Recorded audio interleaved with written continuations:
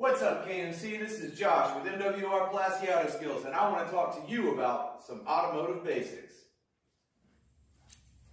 Automotive Basics.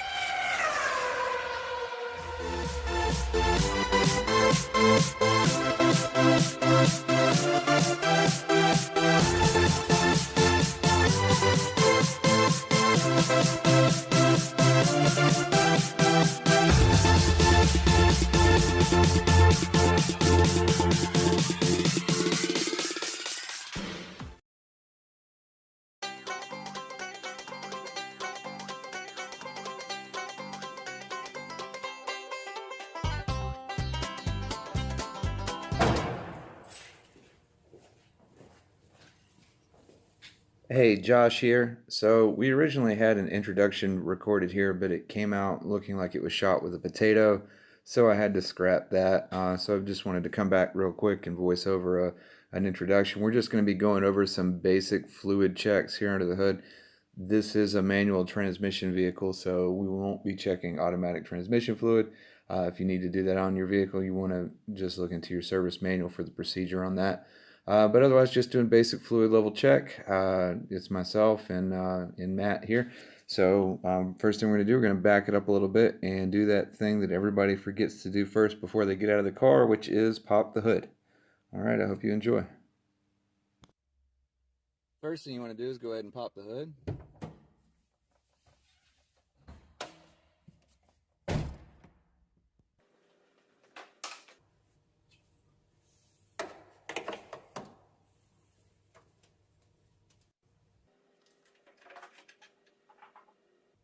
Alright, I guess so first we're just making sure we're practicing social distancing here, keeping our distance.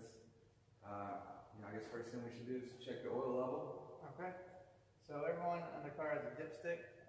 Maybe it's a different color for you guys, but you're going to want to pull it out, give it a quick wipe, put it back in, quick little touch, and you just want to make sure you're in between. I'll come a little closer. But as you can see, I'm right between our two dots. So that is a safe level for you guys.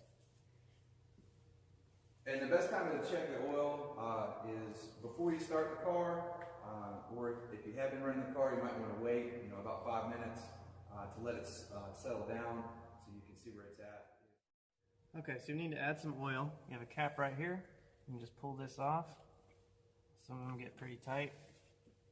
Or you haven't been in the gym because you're quarantined. Right here. Wouldn't hurt to get a little funnel if you're a little shaky like I am. I always use a funnel. And then just keep checking this dipstick. You don't want to pour it all in at once, so maybe about half a quart. Check your stick. If you're still low, add a little more, and then just keep going with that. Then just make sure this is closed up correctly. And then your car will be good to go oil-wise. So you got a few other things that you can check under the hood. We got our brake fluid, our steering fluid, wiper fluids back here, coolant reservoir there. So Matt, I guess we'll start with checking the coolant reservoir. Okay, so you always want to check your coolant when it's cool. You never want to open this when it's hot because you can get some very hot coolant coming out and give you some burns. There's a cold fill and a hot fill level. You can see it, but it's hard to see on this. If you're having trouble like we are, you can always open this. This is your coolant reservoir, and look inside and see exactly where you need to be sitting. Okay, so we got a light shining here on the coolant so you can see a little better. This little, it looks like it's snapped together there, but that is actually my minimum mark, and you can just see the outline of the word max right here. So I'm hanging out right on the min level of my coolant. When it's cold, you want to be no less than that. You're just underneath it. If the coolant was warm, if you were looking at it when it was warm or hot, you wouldn't want to see it above that max level because as it gets hot, it expands and the fluid level comes up. Okay, so we did check and we saw that I was a little below the min, so I had a little coolant with me. We're going to add a little bit, get above that min level. It's important to make sure you get the right color coolant for your car. I'm using a basic 50-50 mix. Another thing with coolant mentioned, the 50-50 is if you buy a full strength coolant, you want to mix it with distilled water. Yeah, and you don't want to rely on just the color alone. You want to make sure that the type of coolant that you're using is the correct type.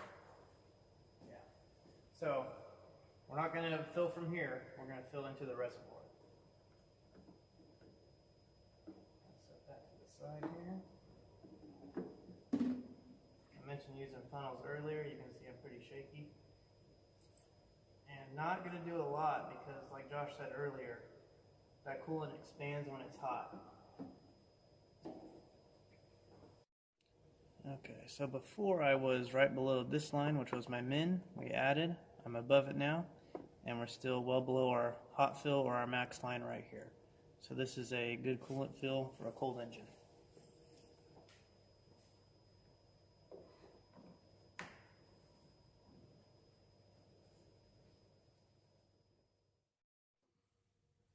All right, so the next thing we want to do is check the brake fluid level. If you look right on the side of your reservoir, you got a little max line right there. This is this line at the top.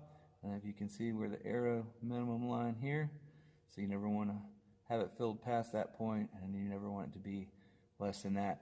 Brake fluid is a fluid that you don't want to just top off because as your brake pads are wearing down, the pistons expand in the caliper, and the fluid goes to fill that space there, and then that's when your fluid starts to go down. So when you see it down to your lower line, you know you're getting to the point where your brake pads are worn out. So it's a good rule of thumb that when you see the fluid about halfway, you know, it might be time to kind of check the conditions of your brake pads. All right, so next we got power steering fluid here. Some of these have marks on the side where you can see the fluid level. Some of these you pull the top, and it actually has a little dipstick on it for you to check the level. This one we can see through the side. It's a very small window of where that fluid needs to be. You want to make sure that it's not overfilled, and obviously you want to make sure that it's not underfilled. This one's at a good level, right in between the lines, so we're good to go there. All right, lastly we have our windshield wiper fluid, probably the unsung hero of the fluids because when you need it, you need it. This has a dipstick, but you don't really need one. I'm right about here, so I'm pretty low. A lot of the modern cars, I think even this car, it's a 97, will shoot this symbol on your dash. It means you need to fill it up.